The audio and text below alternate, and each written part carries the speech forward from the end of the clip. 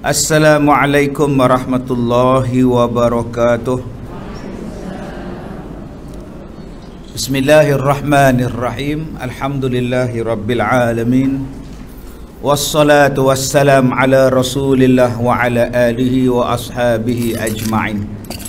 Kita sambung pengajian kitab Bahrul Madhi jilid yang ke-15.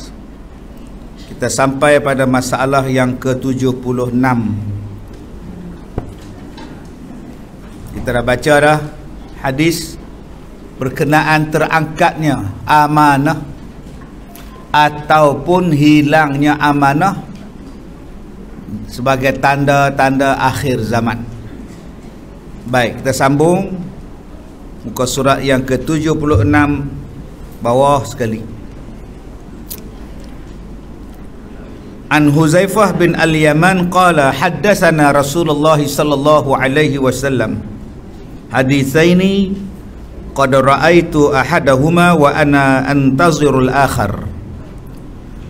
Diriwayatkan daripada seorang sahabat Nabi sallallahu alaihi wasallam lagi tempat menyimpan rahsia Nabi, namanya ialah Huzaifah bin Al-Yaman radhiyallahu anhu. Katanya telah bercerita kepada kami Nabi Muhammad sallallahu alaihi wasallam hadisaini, dua cerita.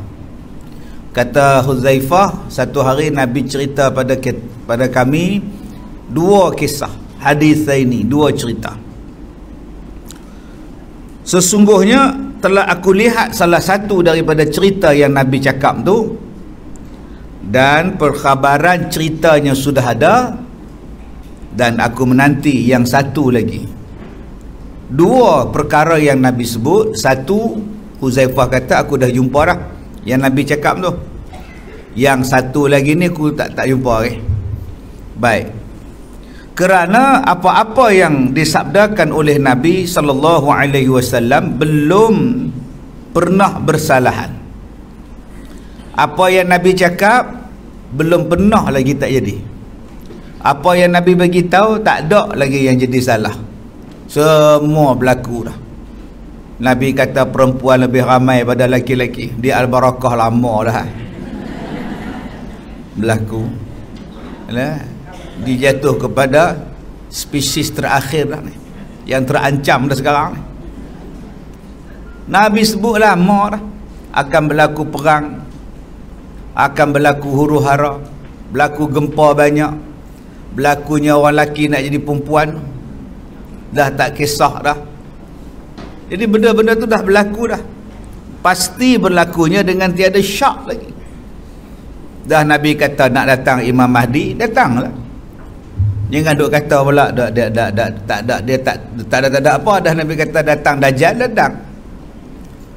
Dajjal tu Nabi kata akan datang, dan diberikan ingat tentang Dajjal ni sejak zaman Nabi Nuh. Kita pun tak ada lagi zaman Nabi Nuh. Tapi Nabi Nuh dah bagi tahu pada umat dia, fitnah paling besar ialah Dajjal. Dia boleh hidupkan orang mati, dia boleh hujan, dia boleh bagi kemarau, dia boleh bagi gempa, semua dia boleh buat. Teknologi apa dia ada kita tak tahu. Okay, tempat tak pernah hujan boleh jadi hujan, tempat kemarau boleh jadi pokok. Sekarang jadi tak? Makna teknologi Dajjal, dia menguasai teknologi. Lama dah dia buat, kita yang lalai. Pernah dengar bazar tu, dia orang ni dah rancang lama dah, kita saja lalai. Orang Islam ni lalai dengan bola, lalai dengan gaduh pasal politik. Orang kita ni bergaduh pasal shopping, bawal, siakap tu je dah. Tapi dia rancang lama dah. Rancangan dia orang bukan setakat nak bagi sembahyang jarak-jarak, lebih daripada tu. Tu kita ingat perancangan mereka ni hanya sekadar sembahyang bagi jauh, lain pada hak Nabi buat kan? Tak, macam-macam. Sampai tok-tok lebay pun terkena sekali. Jadi perancangan Dajjal ni halus. Sebab tu kita kena tahu apa dia perancangan Dajjal. Macam mana dia nak sesatkan kita, bagaimana dia nak jadikan kita ni tak ikut Nabi Muhammad, tak ikut Allah. Ini yang kena belajar. Jadi bila kita belajar pula orang tak faham, Dia kata kita ni belajar benda yang tak ada apa. Dajjal tu Nabi sebut. Setiap apa yang Nabi sebut pasti akan berlaku dengan tiada syak lagi. Kerana semuanya kalam Rasulullah itu betul. Maka yang pertama kata Huzaifah Al-Yaman, telah aku lihat begini hadisnya. Apa hadis dia? Haddatsana annal amanata nazalat fi jazril qulubir rijal. Pertama telah bercerita Nabi sallallahu alaihi wasallam pada kami bahawasanya amanah, yakni kepercayaan, ia turun di pangkal umbi hati segala laki-laki. Al-amanah, apa makna al-amanah? Kepercayaan. Nazalat, turun, fi, di dalam, jazri, umbi, qulubir rijal, umbi hati manusia. Di sini dia sebut ar-rijal. Ar-rijal makna dia apa? Lelaki. Ar-rijal turun dalam umbi hati lelaki. Sebab selalunya bila sebut tentang amanah ni, dia adalah berkaitan dengan lelaki lah. Jadi ketua pun lelaki, jadi pemimpin pun amanah pun lelaki juga, yang jadi suami pun lelaki juga. Jarang isteri jadi suami. Maknanya bila sebut tentang amanah, kepercayaan, lelaki lah. Yang jadi YB majority pun lelaki juga, yang jadi ketua pengarah apa semua pun lelaki juga. Okey, maka amanah tu turun pada umbi hati laki-laki. Baik, kemudian amanah artinya kepercayaan dan tidak belot. Ada pada mula-mulanya pada sekalian laki-laki. Bila sebut saja amanah, dia tak ada belot, kepercayaan, maka semua orang laki-laki adalah benda tu. Ya, bila sebut nak jadi suami ke, masa tengah kursus kahwin tu berdega-dega lah nak jadi suami misali ni. Papah nikah, unboxing pula. Ni penyakit orang kita. Macam kita lah mula-mula berkempen tu, cuba tengok orang laki-laki kalau kempen pilihan raya, berdega-dega tak janji dia. Berdega, saya akan memastikan bahawa hebat, minyak turun, dahsyat, pas naik lagi. Ini manusia dia begitulah. Pasal sebelum dapat tu berdega-dega lah perangai kita. Sebelum dapat ni berdega-dega, okay, dia tidak wajib. Kita tidak wajibkan ini sebagai satu. Lepas tu siapa tak ambil habis. Sudah pula dah. Berubah dah hari ni. Dalam masa seminggu berubah. Jadi tak payah ambil ini sukarela saja. Kita tak akan ambil ini sebagai suntikan sukarela ya. Lepas tu pula diumum pula, siapa tak ambil hilang. Hak cocok dua sama ni, hilang pula dah. Yang tu lah aku nak makan KFC. Ini yang Nabi sebut. Mula-mula bercakap tu lain, lepas tu dia jadi ikut lain. Ini tanda-tanda akhir zaman. Dekat siapa tuan-tuan nak percaya? Dekat ustaz pun tak boleh percaya. Ya, dia pun U-turn banyak ustaz ni. Bukan kata U-turn lah, M-turn. U tu 2, M 3. Lagi tu. Inilah yang Nabi sebut kita berada di akhir zaman, iaitu amanah telah hilang, amanah telah cabut. Mula-mula kita boleh dengar, lepas tu kecewa. Baik, dengan dalil sepotong hadis tadi menunjukkan amanah itu mula-mulanya Allah Ta'ala turunkan dia tinggal diam di dalam hati, di tengah-tengah hati segala lelaki. Maka amanah itu asalnya di hati lelaki dengan tiada belajar dan tak ada payah berguru, semuanya ada di dalam segala sifat. Allah Ta'ala bagi amanah ni, tak ada perlu belajar pergi ambil kursus ke, tak ada.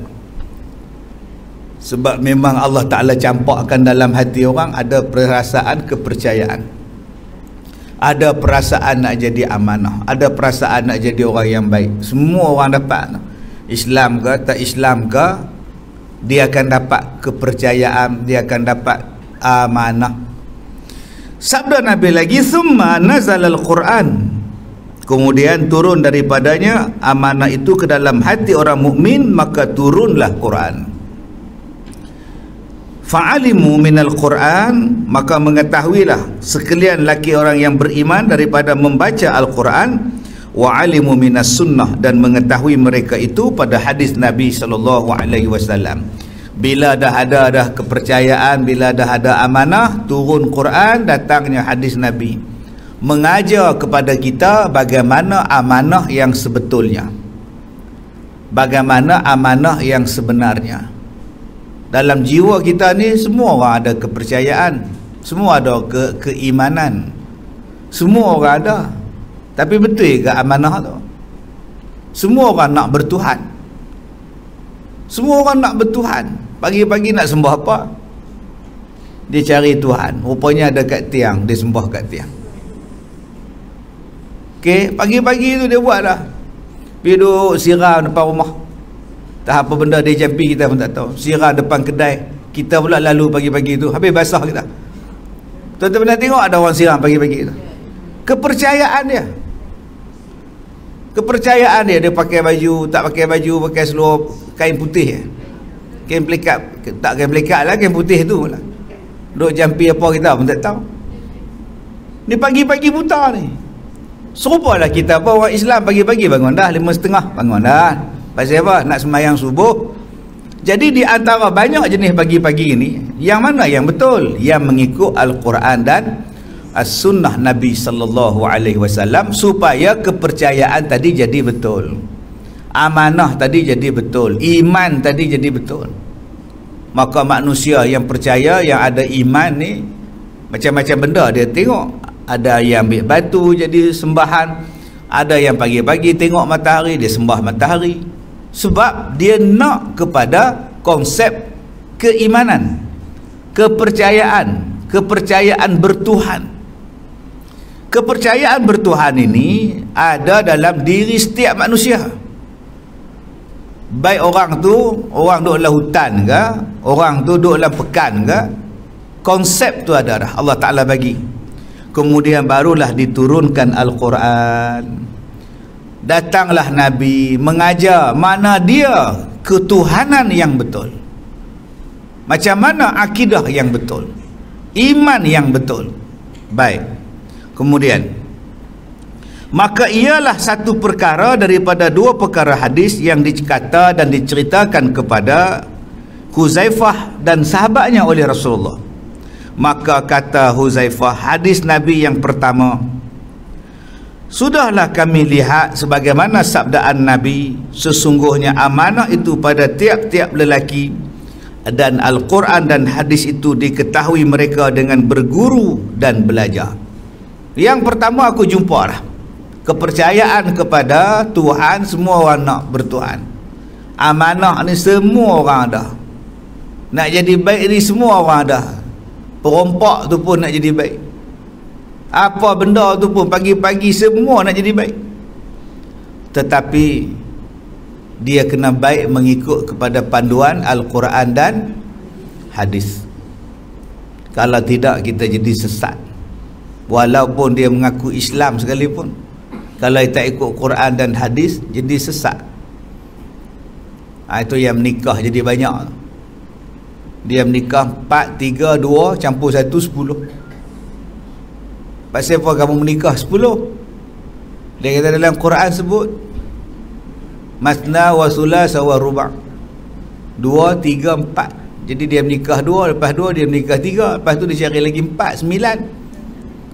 Cukup kan satu, fawahidah 10. Ni orang Syiah. Kepercayaan, iman, tak payah belajar, memang Tuhan bagi dah. Tetapi Al-Quran dan hadis kena belajar supaya iman kamu jadi betul. Orang hari ni dia ada iman tapi dia tak belajar. Sebab tu bila dia baca Quran, dia kata oh boleh menikah 10, maka dia pun menikah dengan 10 perempuan. Bila tanya pasal apa, ni Quran cakap, Quran cakap 10, 2, kahwinlah kamu 2, 3, 4. Dia campur 2, 3, 5, 5 campur 4, 9. 9 bawa balik fawahidah 1, 10. Jadilah 10. Tu nama dia Syiah. Itu jantan. Tak apalah jantan. Lihat perempuan sanggup jadi 10 siapa? Takkan Kak Leha tak tahu ni bohong ni. Oi Kak Nap, mana ada menikah sampai 10? Oi Tipah, kamu tertipu ke?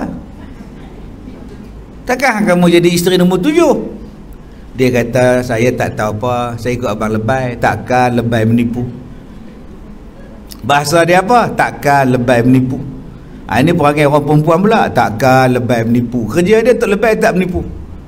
Dia tak tahu lebay tu menipu Doremi. Okay. Oh, mengaji sekolah mana dia? Oh, mengaji dekat Semanggoi. Ingat tak cerita tu? Ya, saya belum pergi haji, kata dia. Hai, sama-sama ngantor orang naik haji, buat entar. Habis tak ada di pelawai, kata Tompel. Jadi kita lihat di sini tentang bila kepercayaan yang tidak dipelajari.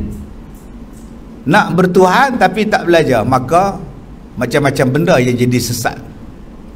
Sebab itu Al-Quran, hadis kena belajar supaya membetulkan iman yang memang dah Allah bagi. Summa haddasana an rafi'il amanah. Kemudian kata Huzaifah akan hadis, Nabi menceritakan akan hadis turunnya amanah. Lalu berkhabar pula bahawa terangkat amanah dan kelakuannya. Maka hadis kedua pula Nabi cerita amanah tu hilang, keimanan hilang, tanda-tanda kiamat. Orang dah tak kisah lagi dengan iman. Okey, sekarang orang kisah? Tak kisah. Dulu-dulu kita tengok je. Dulu kita duk tengok orang duk usung. Orang duk usung, orang duk cocok, duk wewe semua kan. Sekarang orang Islam yang pi, dia pula pergi pecah buahnya. Betul tak? Jumpa? Siap pakai baju dia lagi. Tak boleh tu. Pakai baju mereka, ikut sekali tak boleh, haram. Ini hak Nabi dah sebut ni. Huzaifah tak jumpa, agak-agak siapa jumpa? Kalau zaman Huzaifah Al-Yaman tak jumpa, orang main-main dengan kepercayaan, orang main-main dengan amanah, orang main-main dengan iman, dia tak jumpa zaman dia. Habis tu jumpa zaman bila? Zaman kita. Orang kita hari ni pakai tudung, pergi doa depan Tok Kong. Doa. Dia kata pergi masjid jenuh lah, baca Yasin jenuh lah. Dia nak try yang ni pula. Bawa pelita bola mangkuk, bola piring, penin hak tukang sembah tu pun. Ni dah berlaku dah. Zaman ni, zaman orang tak peduli lagi nak menikah dengan siapa. Dia Islam, dia pergi menikah dengan bukan Islam. Mak tak kisah, mak pergi sekali sujud depan batu dengan menantu. Dua-dua pakai adat orang lain. Mak pakai tudung, duduk belakang panjang tengkok, duduk bersimpuh, duduk tengok anak ni sujud dekat tokong. Tak bagi, anak minta juga. Bagi, sembah tokong. Tak bagi, saat lagi dia lari sepatu juga Ustaz. Bagi pi lah. Anak saya Islam lagi, cuma laki dia kafir. Anak saya Islam lagi, cuma laki dia aja kafir, dia tak murtad lagi. Macam mana boleh Islam kahwin dengan kafir? Oh, dah tak kisah sekarang, mau tak peduli agama. Yang ni yang Nabi disebut terangkatnya amanah, keimanan, kepercayaan tu bagaimana? Sesungguhnya telah menunjukkan dalam masalah 78 terangkatnya amanah. Juga sambungannya lagi menunjukkan cara terangkatnya amanah itu. Kata ulama, yang pertama adalah mula-mula Allah Subhanahu wa ta'ala mengangkatkan daripada orang Islam itu ialah amanah. Nombor satu yang diangkat mula-mula sekali daripada dada orang Islam, apa dia? amanah, yakni kepercayaan kepada seseorang. Maka tak habis-habislah kepercayaan itu hilang. Ada yang kita harap jaga rasuah, dia balun rasuah. Tu tuan-tuan nak harap siapa jaga rasuah? Kambing biri-biri ni. Okey, kita harapkan dia meniaga tu dia amanah. Rupanya dia campur daging lembu dengan binatang lain. Kita harap dia jaga agama, tolong pertahankan Islam, dia jual pula Islam. Hari ni dah pakai dah jantung babi. Jadi makcik-makcik yang mana ada masalah jantung senyum lah. Dah ada dah penderma. Dulu nak tunggu derma organ lama. Selagi tak mati orang tu, kita duk tunggu. Sekarang tak payah tunggu lah. Babi banyak. Dan babi pun telah naik harga. Ekoran jantung dia mahal. Sekarang dia jatuh 10,000 seekor. Oh, jadi tuan-tuan lepas ni jangan ternak lembu rugi. Bola babi. Oh, apa nak jadi kita hari ni tak tahulah. Yang Nabi Isa datang nak bunuh babi. Kita pula pergi ambil babi punya jantung, gantilah jantung kita atas alasan darurat. Mana mau. Takkan kita sikit-sikit darurat, sikit-sikit darurat. Betul ke darurat? Darurat ke? Yang pergi belah babi, pergi ambil jantung dia. Babi pun heran, mahal aku rupa dia. Lembu kata, menang hang lah, kami tak ada apa lepas ni. Agak-agak besok kalau Dajjal datang lah, apa kita nak kata? Semuanya darurat. Cocok ni darurat, guna jantung babi darurat.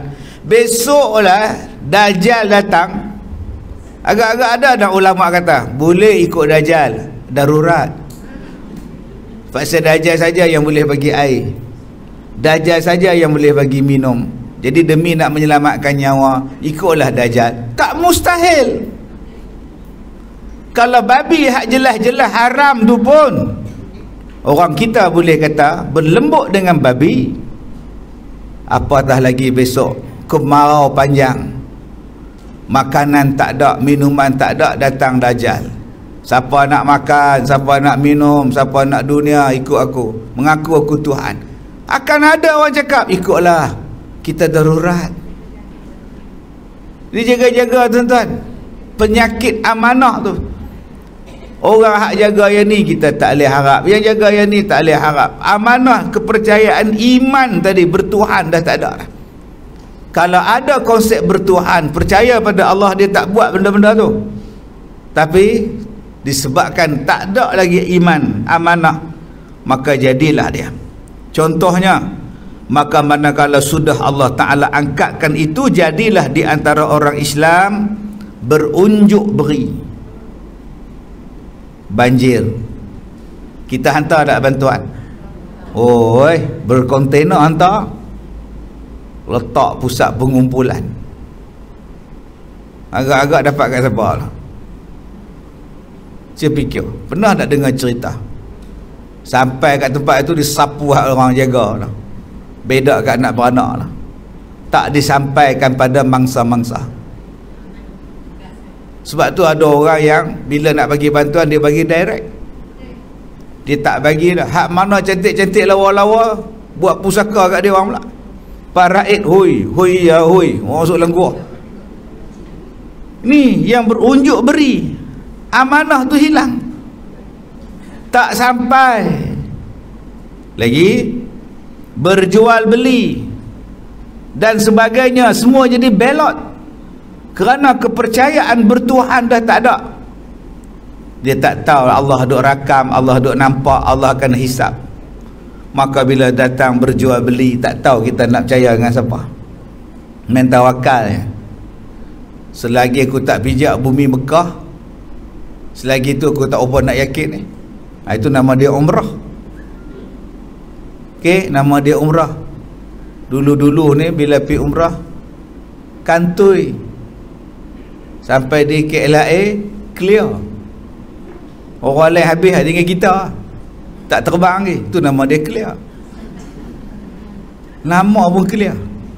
Anak duk tanya mak, mana travel mak? Tahu mak telefon tak angkat-angkat. Cuba suruh ayah telefon. Ayah hang duk marah mak. Malas suruh dia marah mak pula. Tak mari travel. Tu nama dia travel yang trouble. Sampai ke malam tunggu tak datang-datang. Nak balik tak Manjui? Oi, Pak Liman dah bang. Okey, Kak Gayah dah salam, opah cik dah salam seluk dah. Dah babai semua menangis-nangis dah Kak Biah. Takkan nak balik ke Manjui, malulah. Tak kira orang Perlis lah, kejapnya umrah. Tu bahasa Perlis tu.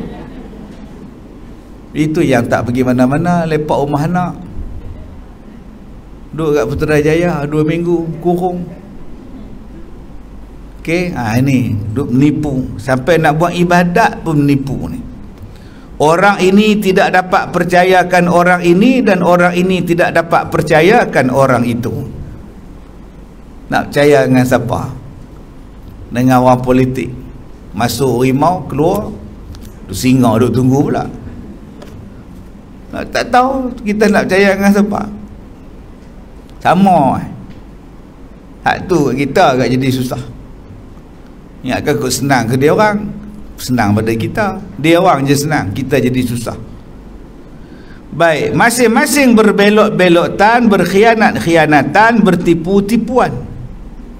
Sekiranya seorang mukmin itu mengharap percaya kepada kawannya, minta tolong lihatkan hal anak isterinya sepeninggalan ia musafir 3-4 hari, maka pada masa peninggalan itu kawannya yang dipercayakan tadi sudah menggula-gula atau membuat pesona kepada anak isterinya dengan apa jalan yang boleh sampai ia membusukkan nama anak isteri orang, ataupun dizinanya, ataupun tiada dipedulikannya daripada susah payah yang kena ke atas anak isterinya yang dipesan tadi. Dulu kita boleh harap jiran-jiran jaga, tinggal kunci rumah, tolong tengoklah rumah saya non weh, pasanglah lampu malam-malam, siang tutup balik lah. Kalau ada surat kabir tolong simpan. Ni kunci rumah saya nak pergi umrah. Apa kata non? InsyaAllah. Non tak pergi mana, Abang Bidin pun ada, insyaAllah. Non baik, Bidin bagus. Yang tak bagus apa? Anak non tu mata liar duk tengok kunci. Mak dia tidur, mak dia pergi kelas barakah, anak dia buat kerja.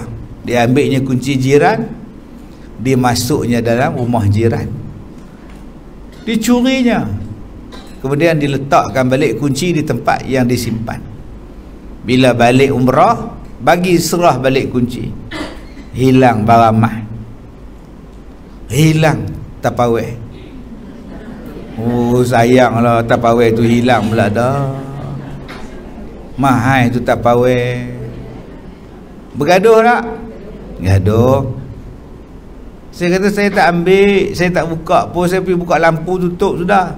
Dah kalau tak ambil, pasal apa hilang? Rupanya anak. Sekarang kita takut dah nak tinggal kunci. Takut. Dulu jiran amanah.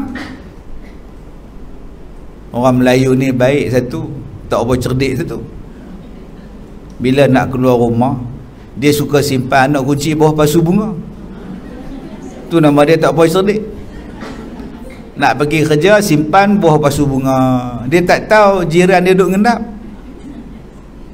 Jiran depan tengok, jiran belah kiri kanan tengok. Bila dia pergi kerja, jiran masuk. Betul tak masuk dia? Betul lah. Buka pasu bunga, angkat, jumpa kunci, masuk. Kadang simpan kunci dalam pasu bunga hak gantung tu. Satu lori dia datang.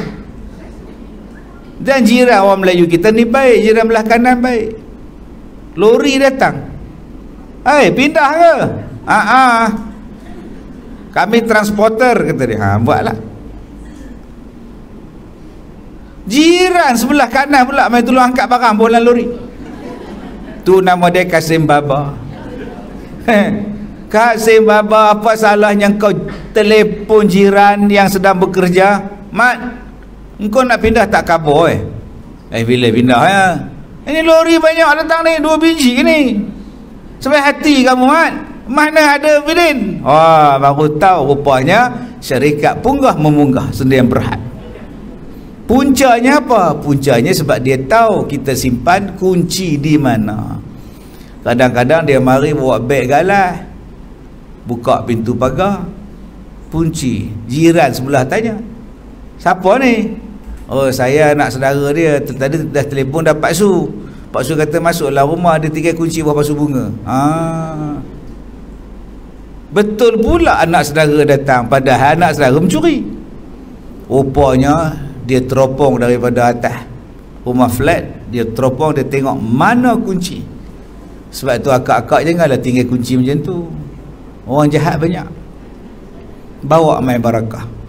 Takut hilang, simpan dalam bra. InsyaAllah tak hilang lah. Anda faham? Bra pun tak pakai Ustaz. Yang tu tak dapat ada selamatkan. Okay, yang tu kena cari The Beatles lah. Oh bloody, oh blada, life goes on, bra.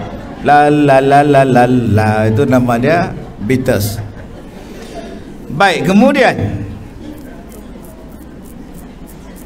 dan jika sekiranya seorang mukmin harap percaya pada seorang yang ditumpangkannya dan ditaruh simpankan apa-apa harta misalan tiba-tiba sudah dapat ia akan hartanya telah dihabiskan oleh orang yang tempat menumpangnya, atau mengingkarkan apa yang telah ditumpangnya, atau mengaku ia berhutang kayu ara yang habis pertaruhan dimakan dan tidak dapat dituntutkan lagi walaupun adik-beradik saudara mara sekalipun. Sekarang tak kisahlah nak harap dengan adik tu yang Samsul Rau sebut, yang Razak Ahmad sebut, harapkan pagar makan padi, harapkan saudara bagai membunuh diri. Zaman sekarang adik-beradik kita harap pun macam bunuh diri. Dia tipu tanda tangan mak, dia tipu cak jari arwah bapak dulu, tukar nama kat dia.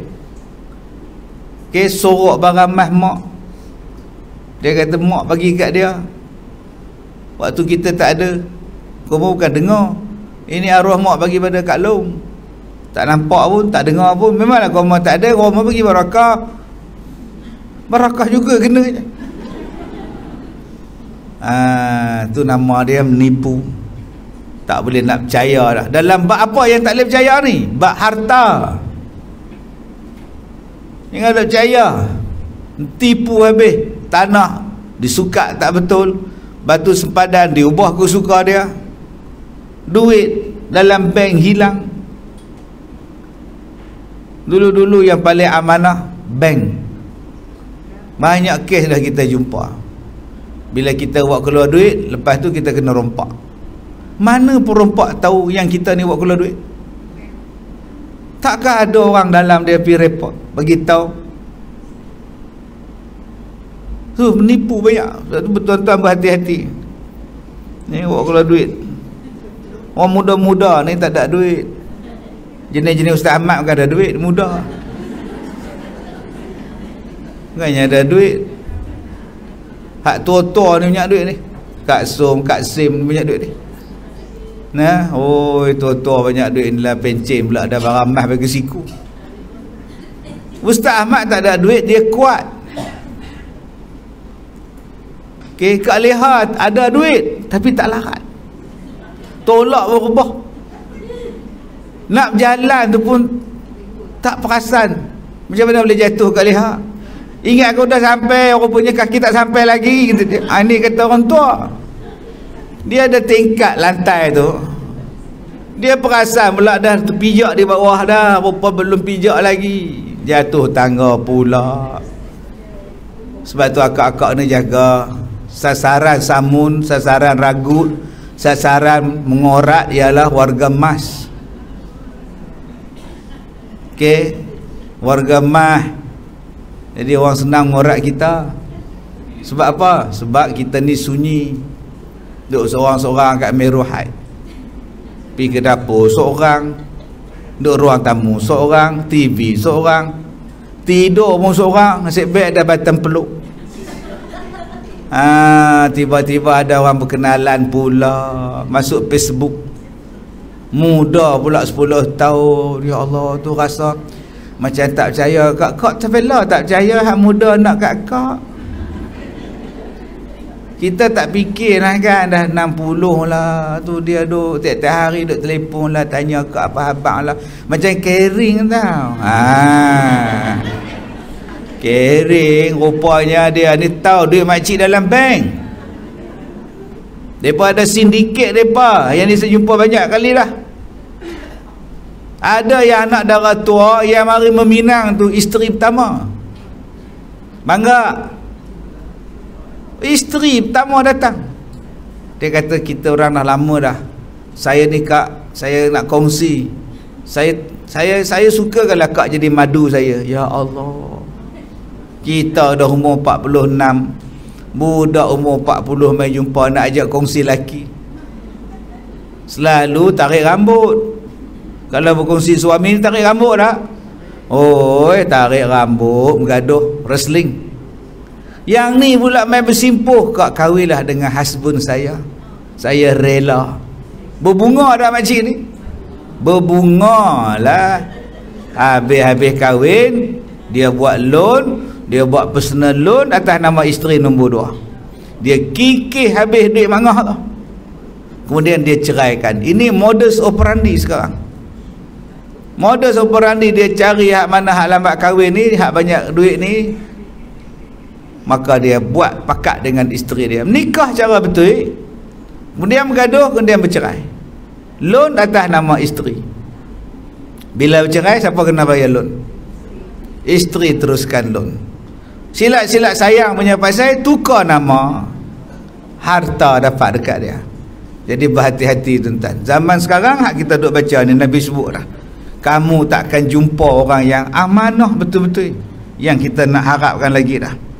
Yang kita boleh harap pada orang tu macam mana? Dan kata dia, apabila berjual beli seseorang kepada seorang, maka berkatalah yang membeli, kepada iman kamu aku harap nama kamu dan agama kamu. Aku harap kiranya barang yang kamu jual pada aku itu elok. Aku harap kamu beri pilihlah aku yang bagus. Tidaklah aku memilihnya lagi, kerana aku tahu engkau anak baik, anak halal, turun-temurun berbangsa, dan bapakmu tak pernah belot. Harapkan kamu sajalah aku. Itu bisnes kita. Sekarang kalau kita tengok kepada bisnes untuk halal, kita percaya pada apa? Pertama, nama. Makanlah, belilah behon ni orang kita punya. Oh iya ke? Behon jak surau. Maka dibubuh jawi pula, behon cap surau. Bawahnya pula nombor 2, nombor 1 nama, nombor 2 apa dia? Ada logo halal pula. Percaya tak? Nombor 3 pakai kepiah putih, pakai tudung. Tengok tu ambil order pakai tudung, takkan tak halal. Yang cashier pula pakai kepiah, tu nampak ada kepiah jala tu, ketayap nama dia. Tak nampak dekat frame dia tu ayat Quran, ayat kursi tu. Islam lah tu. Hari ni orang percaya Islam pasal apa? Nama. Nama produk tu dia ada al kat depan. Tapi bila kaji-kaji rupanya, ya bukan orang kita punya. Behon dia sebelah tempat proses babi, kongsi longkang yang sama, pagar pula tak ada, main kawat dawai je. Kita tengok pula suhun dia lagi lawan pada suhun apa? Pucuk dia pula lah, duk bersidai bawah dia, anjing duk lalu sambil duk gede-gede ekor tu pula. Allah. Tapi dia boboh suhun dan pucuk orang kita. Patutlah busyuk. Dia pijak dengan kasut, dia nak jemurkan udang kering tu, dia guna kayu dengan kasut dia. Anjing pula duk lepak dia, halau dengan kayu, anjing tak lagi mari balik. Kita pula makan udang kering dia, makan belacan dia. Tapi belacan dia Cak Al-Barakah. Tu macam mana? Ni hak Nabi sebut ni. Berlaku belum? Lama dah berlaku. Kita makan belacan, kicap mereka, semua mereka. Mereka tak buh nama mereka, mereka buh nama kita. Okey, buh sotong sana, buh udang sini, buh nama kita. Keluaran Bumi Putra. Buh nama syarikat Kak Cik, pakat beli lah. Itulah nama dia, Kincing Kuat. Nak pernah faham? Tak faham tu tak? Jadi kelentong kita ni. Baik, kemudian dia tiba-tiba apakala telah diterima barang, sudahlah kena belot dan kena helat yang diperbuatnya. Tambah sekarang kita ni tak ada kerja apa, duk tengok barang online. Dulu nak pergi shopping payah, online senang tak? Beli tudung online, nah, ubat gigi online, gigi palsu online. Dia pun duk heboh gigi saya sekarang ni dah lain gigi ustaz. Lain tak mana hak ni. Ni pun pecah tu makan kacang, tak repair lagi. Sekarang gigi pun online. Dia beli gigi, dia bubuh. Oh, tak payah kedai dah lepas ni. Mudah dah hidup. Beli kerusi pun online. Bila sampai bersuatu je. Lah. Kita tengok telefon balik, kenapa kecil benar kerusinya? Cuba makcik buka handphone makcik, sama besar tak? Betul lah dia. Makcik beli kerusi kecil, bukannya kerusi besar. Itu namanya penipuan, scammer. Banyaknya scammer, beratus juta setahun. Scammer barang emas. Kita beli barang emas, rupanya ada besi. Sebab tu kena bawa magnet. Besi berani pergi beli emas. Tengok melekat tak? Rupanya ada besi dalam dia. Patutlah berat. Rupanya besi. Jadi cek elok-elok. Jadi makcik-makcik ni orang lama, kebanyakannya semua beras emas lama-lama, simpan elok-elok. Depa nak sangat emas kita lama tu. Mahal. Mahal sekarang ni kita tak tahu betul tak betul. Okey, tuan-tuan pergi gadai barang emas, timbang elok-elok. Dulu-dulu kita tak ada Islam. Pajak gadai pergi buat bagi dia. Bila balik jadi rendah, jadi pendek, jadi ringan. Sebab dia potong. Kita dah kata bagus tokek tu dia tak kira mak minta mahal mun dia bagi. Bagilah dia potong mak punya. Kita bukannya timbang betul-betul masa tu. Nak terdesak dengan duit. Rupa dia kerak sana sikit, dia kerak sikit. Dulu-dulu kita beli barang. Bangga tak sekali pergi pasar raya, minimarket 2 troli. Suami tolak troli 1, isteri tolak troli 1, anak 5 tahun pun tolak tengah-tengah. Penuh beli troli tu. Kicap 2 botol, Soflan 2 botol. Yang besarnya Pampers lah. Loh, banyaknya beli.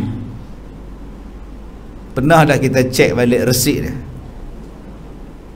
Dia tekannya oh, seronok RM1 bayar.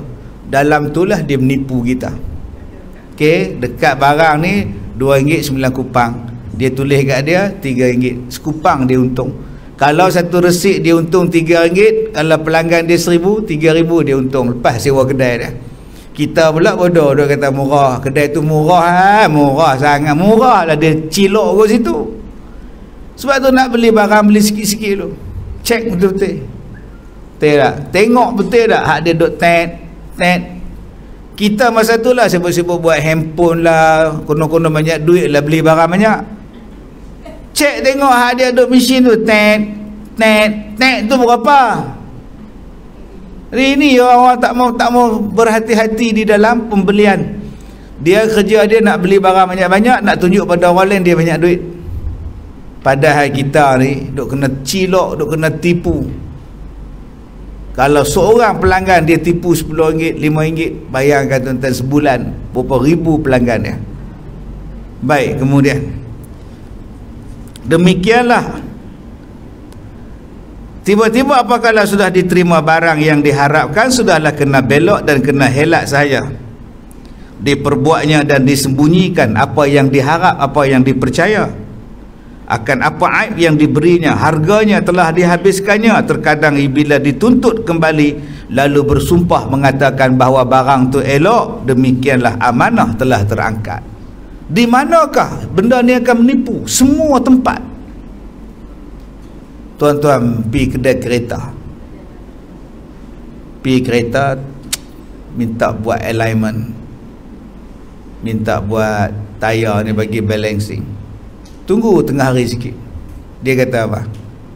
Encik you punya sport rim sudah bengkok sudah bengkok. Dia sudah patah bengkok lah. Tapi tak apa, kita boleh buat. Kalau you tak percaya, you boleh datang. Kita pun datang, tengok-tengok duk golek sungguh bengkok. Rupa-rupanya dia bubuh benda lain di dalam bahagian dalam.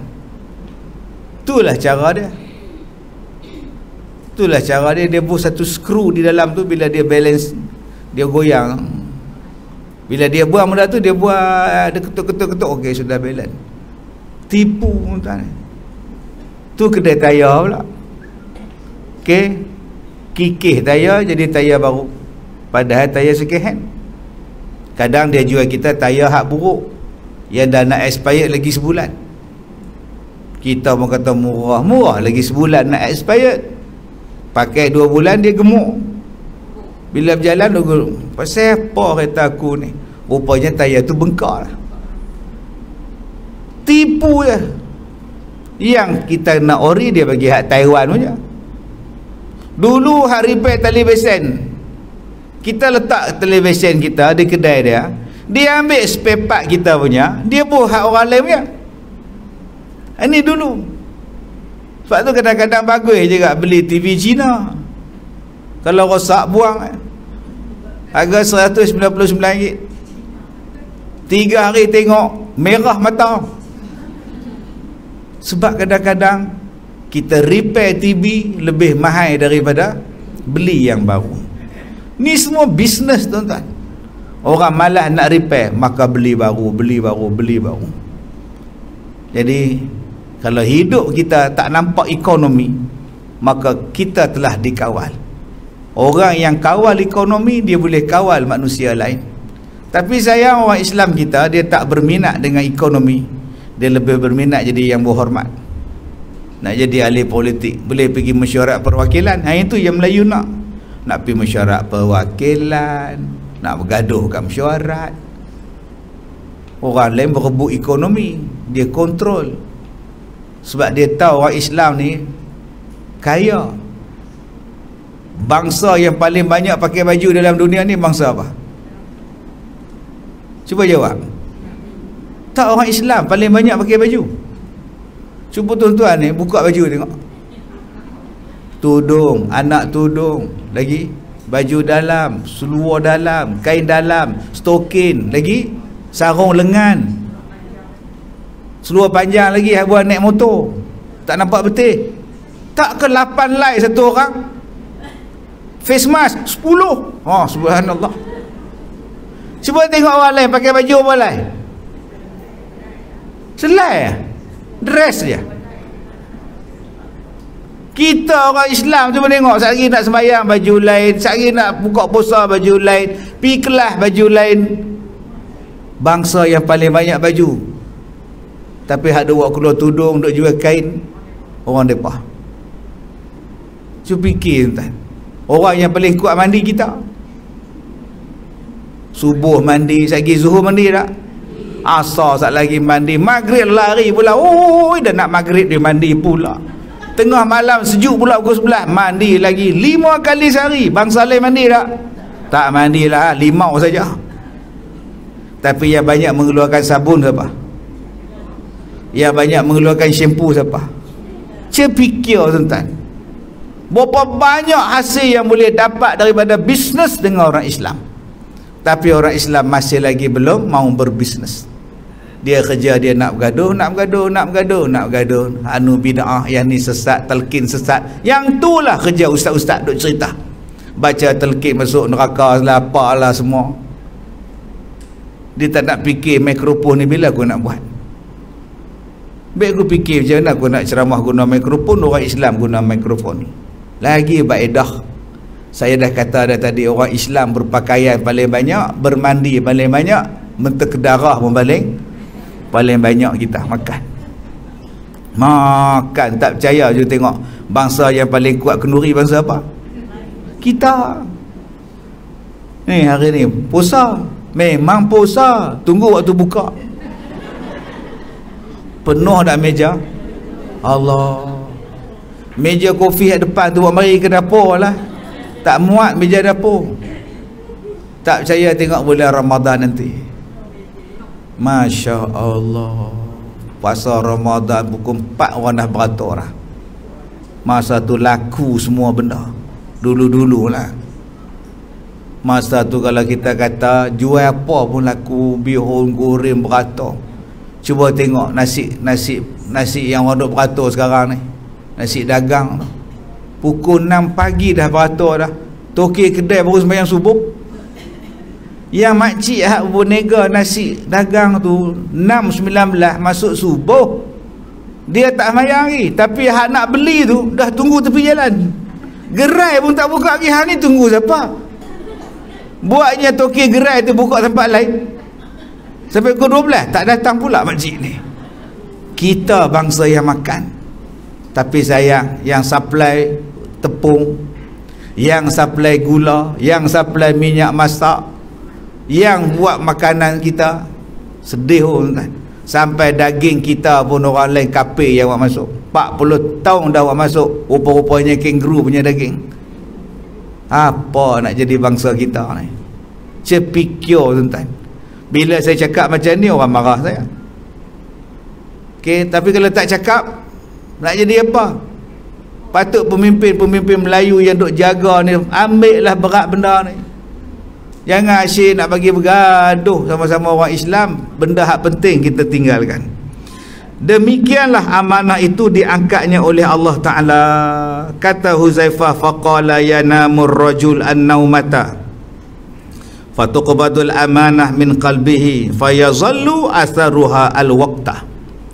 Maka sabda Nabi sallallahu alaihi wasallam, yanamu tidur, ar-rajul lelaki, naumatan dengan sekali tidur, fatuqbadul amanah lalu terangkat amanah dalam hatinya, fayazallu atharuha al-waqt maka jadilah bekasnya sahaja, tinggal bekas sahaja. Manusia boleh tercabut imannya dengan sekali tidur.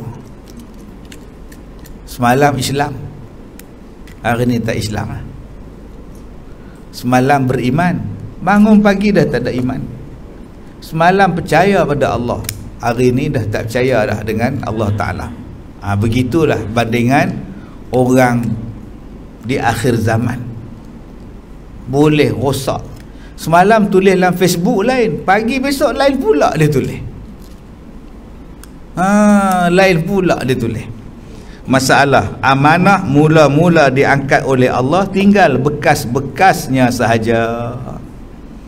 Sesungguhnya dengan sepotong hadis ni dapatlah kita tahu mula-mula Allah mengangkatkan amanah, iaitu di dalam seseorang itu, di dalam lalainya, di dalam jenderanya, menurut nafsu syaitan, sukakan mendapat harta orang dengan tiada penat lelah. Dijadikan Tuhan, lalu dia mau menipu dan mengelat, maka dia pun langsung mengikut was-was syaitan dan gelinangannya. Dalam satu malam boleh berubah. Semalam tak ambil rasuah, pagi ni dia bedal rasuah. Bukan saya minta, dia nak bagi, itu alasan. Kalau saya tak ambil, orang lain ambil, itu alasan. Gaji saya mana cukup, itu alasan. Dalam dia orang pun saya tolong, kalau saya tak tolong tak dapat dia orang tu. Itu alasan. Okey. Itulah dia tuan-tuan, benda nak menghalalkan rasuah. Macam-macam cara. Terang-terang minta rasuah. Baik. Tidak mengapa sekali ni jangan daku ada padamu harta orang itu. Dia kata sekali ni saja aku buat. Esok aku tak buat lah. Aku buat jahat ni sekali je. Sekali kau cakap. Hari ni lepas. Besok buat lagi. Selagi tak lepas. Okey, hari ni buat. Tipu orang sekali. Esok dia tipu orang lain pula. Sekali rogol orang. Nanti rogol lagi. Itu nama dia perogol bersiri. Sekali raba orang. Lepas dia raba lagi. Sekali curi duit tabung masjid, lepas dia curi lagi. Sampai bila kita nak bagi pandangan baik pada dia? Kita dia tak pernah kena dengan orang yang isap dadah ni. Kena sekali baru tahu. Saya duduk barakah ni berapa banyak kali dah duduk tolong orang yang dadah. Kadang-kadang saya jadi fed up. Kita percaya, kita bagi kepercayaan. Tak tahu jadi lagu benar tau. Pasal kita tak isap dadah, kita tak tahu macam mana. Cuba kita isap dadah. Gamak-gamak kita pun tak boleh keluar daripada dadah. Khayal dia, ketagihan dia. Kita boleh cakap sebab kita tak isap dadah. Cuba kita isap tengok. Cuba kat Tun pergi isap dadah. Nak berhenti je mana gamak. Sampai habis ikhtiar dah mak bapak. Tok Wan habis ikhtiar dah, polis nak tangkap pun tangkap lah. Anak saya ni jahat sangat dah, tak tahu nak abang lah. Tapi masyarakat tak faham. Apa budak tu ada masa depan lagi, tolonglah. Lalah kena sembelih. Putih kepala mak. Dia penggai kepala mak ni. Cakap pada orang yang kamu nak belah orang ni dengan kepala kamu dipenggai dia. Dadah zaman sekarang ni nama dia dadah sintetik. Bukan dadah jenis bodoh zaman Mat Sentul dulu. Sebab apa saya sebut Mat Sentul? Sebab pengarah pertama di Malaysia yang buat filem tentang dadah ialah Mat Sentul. Tajuk filem dia ialah Penagih Dadah. Dia cerita buruknya dadah zaman 70-an tu. Pengarah filem dia Mat Sentul. Bukan zaman Mat Sentul punya dadah sekarang ni. Sekarang ni nama dia syabu, ekstasi, ais. Dia mendatang apa lagi kita pun tak tahu. Bila dia hisap dadah tu, badan dia jadi kuat, dia jadi berani, dia boleh berdiri atas motor yang laju. Tuan-tuan pernah tengok laki-laki depan up tayar depan, perempuan hak belakang tu berdiri macam Titanic. Pasal apa yang dia berani? Pasal dadah. Dia sembelih mak dia. Pasal apa? Dia bukan nampak mak dia, dia nampak sebelah tu ayam. Mak jadi ayam tu dia sembelih. Bila polis tangkap, tuan-tuan tengok dia senyum tak? Dia senyum kat polis macam tak ada apa-apa. Dadah dah menguasai dia. Jadi jangan kita hari ni bila ada orang tangkap orang isap dadah, bagi pengajaran kita pakat duk tak siasat, berjemaah ramai-ramai kutuk hamba Allah tu pula, sabak sat dulu. Hang tak berhadapan dengan budak ni, hang tak tahu apa benda yang dia dah buat. Tolong berlapang dada sikit, jangan main duk tibai tak habis-habis. Baik. Kemudian katanya tidak mengapa sekali ni saja, atau beri ia barang yang buruk-buruk pada yang membeli itu sekali. Kemudian hari besok jual yang elok, hari ni jual yang buruk. Maka ia pun memberikan serta menyembunyikan apa keaiban yang diberinya. Maka jadilah tidak ada kepercayaannya lagi, yang tinggal hanyalah bekas-bekas kepercayaan, sisa-sisa kepercayaan. Tak kala datang orang lain diperbuatnya demikian, lama-lama berjalanlah ia dalam menipu dan mengelak, tidak lagi boleh dipercayai. maka kepercayaan dan amanah dengan sekali sahaja, satu malam, dia boleh berubah. Nabi bersabda lagi, summa yanamu naumatan fatuqbadul amanata min qalbihi fayazallu atharuha mithlal majli ka jamrin dahrajtahu ala rijlika fanafitat fatarahu muntabiran wa laysa fihi syai'un. Kemudian tidurlah dia satu malam pula. Malam esok tidur pula, Nabi kata. Kemudian digenggam akan amanah daripada hatinya. Maka jadilah seperti melecup api yang kena panas. Jari kita melecup, pernah tak? Gelembung pernah tak? Pegang besi panas. Dalam dia ada apa? Dalam dia tak ada apa, ada air. Tapi tengok gelembung melecup tu susah hati. Maka kata Nabi, begitulah orang yang hilang amanah.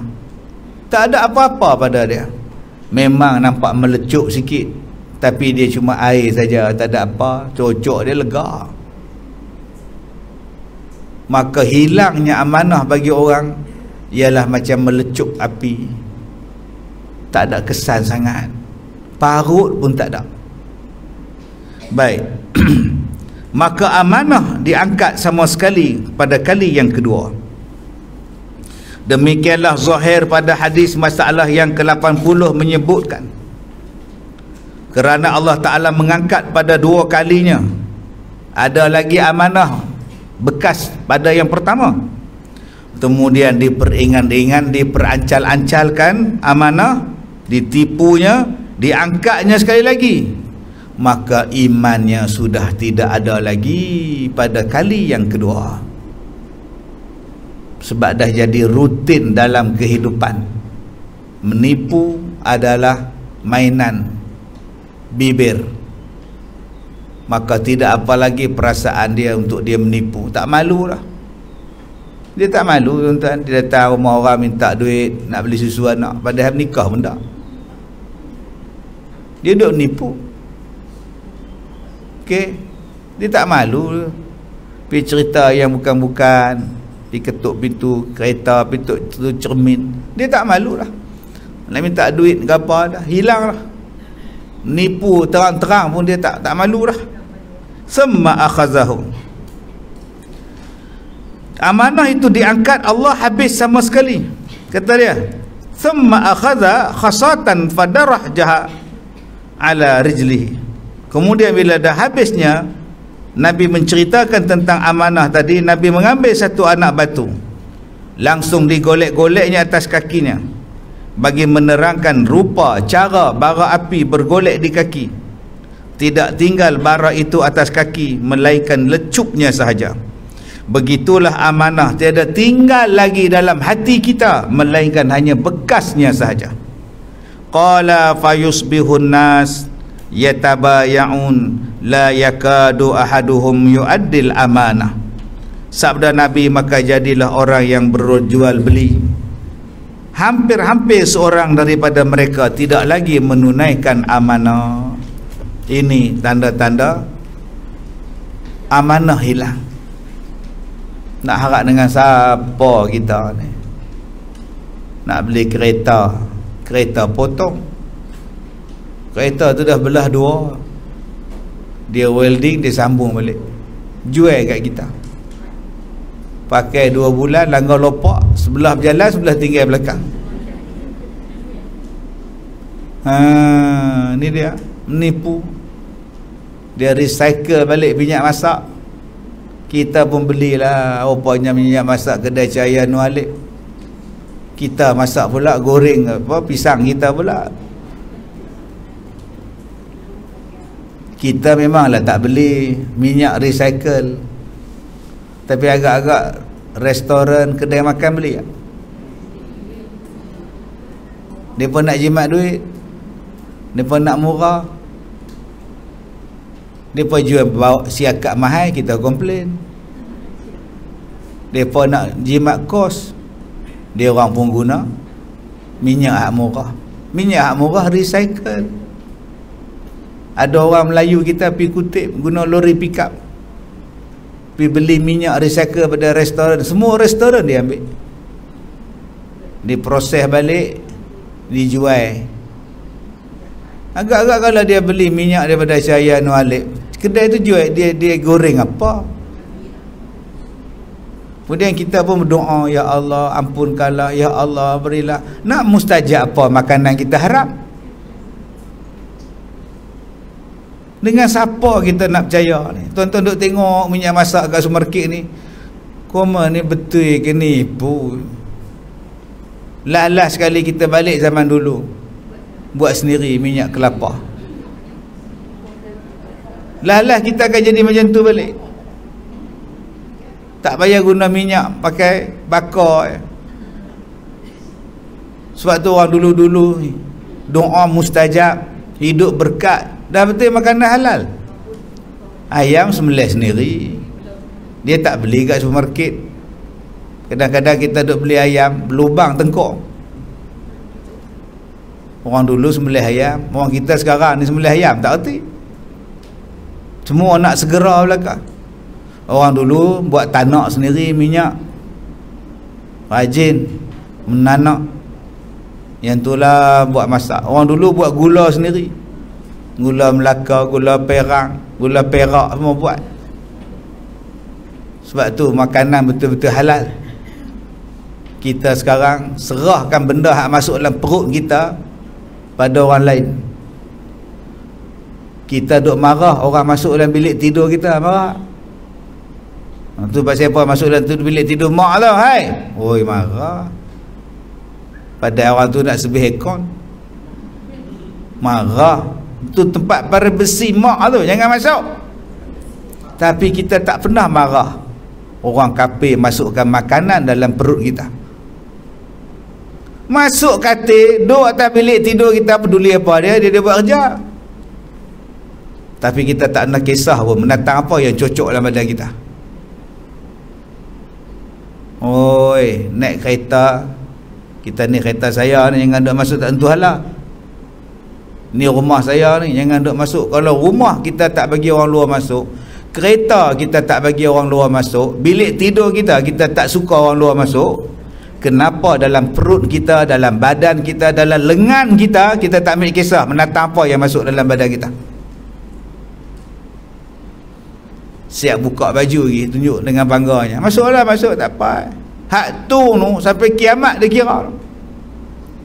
Telan lah apa boleh telan sampai kiamat. Kullu lahmin nabata min sukhtin fannar aula bi. Sampai kiamat Nabi sebut. Soal makan minum, soal yang masuk dalam perut kita ni, sampai kiamat urusan dia, tak selesai. Baik, dan kalau daripada yang membeli terkadang dibawanya wang perak palsu, duit palsu, dengan diam dia duk bayar. Duit koyak bukan plastik, gulung-gulung lari cepat-cepat. Tak percaya, tuan-tuan pergi masjid surau. Bila tu imam buka tabung masjid tu,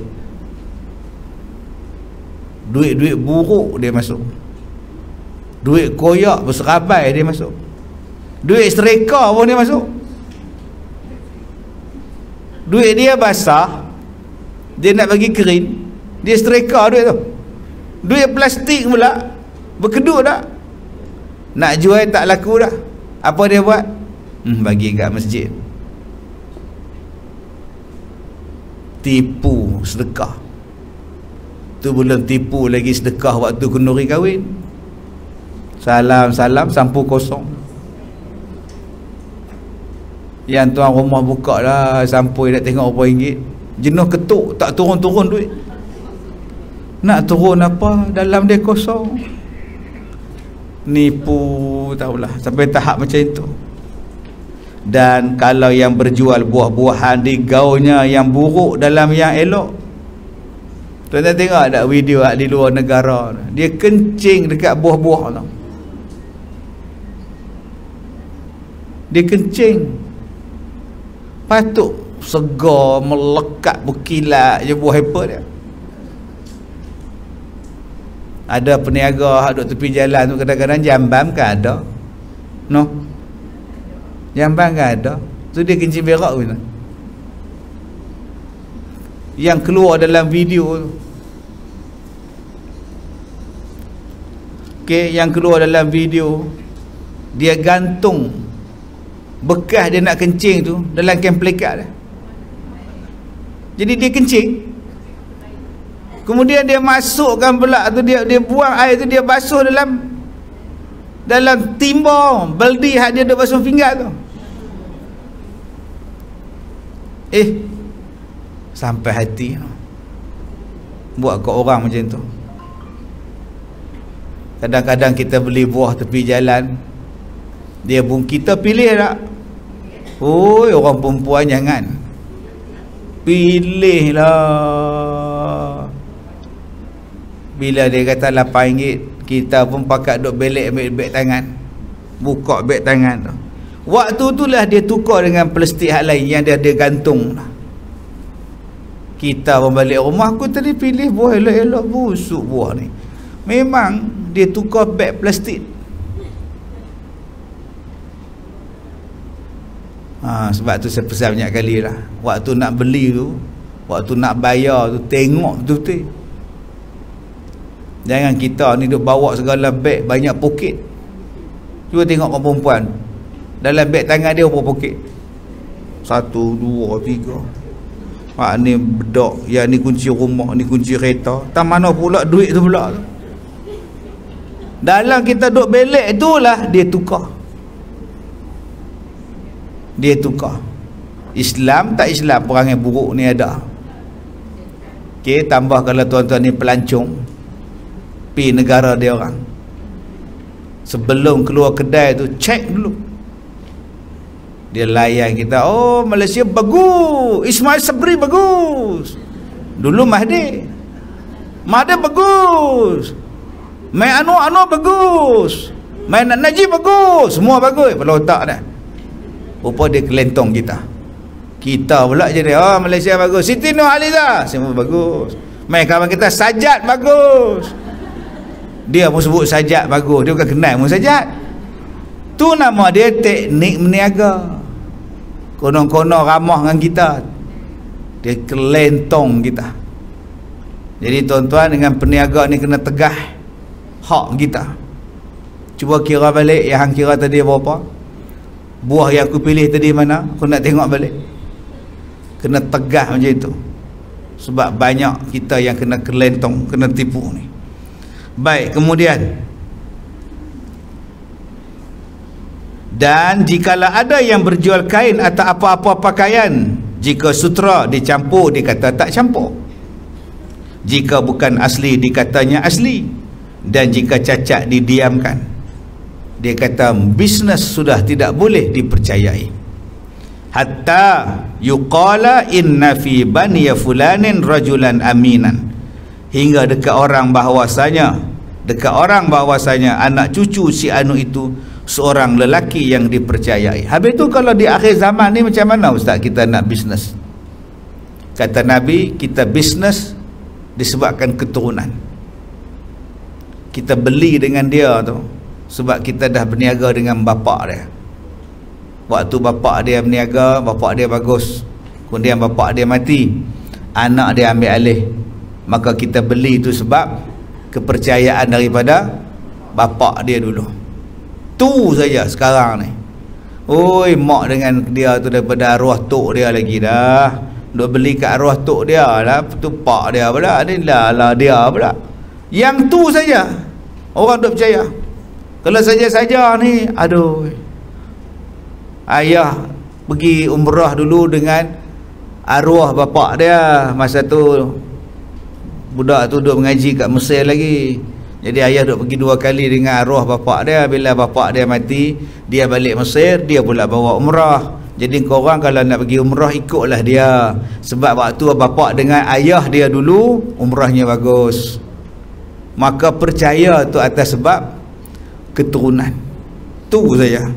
Oleh kerana semua orang lain daripadanya belok belaka dan memencilkan di dalam orang yang banyak itu orang yang terbilang amanahnya, dan masyhur pada orang semuanya anak cucu si anu itu sahaja yang amanah, yang boleh dipercayai. Maka di akhir zaman, kata Nabi, Orang hanya berbisnes dengan orang yang dikenali disebabkan keturunan dia baik-baik, aku percayalah dengan dia. Begitulah susahnya nak mencari orang yang amanah di akhir zaman. Masalah yang ke-82, jarang-jarang orang yang mempunyai sifat amanah. Allahu Akbar.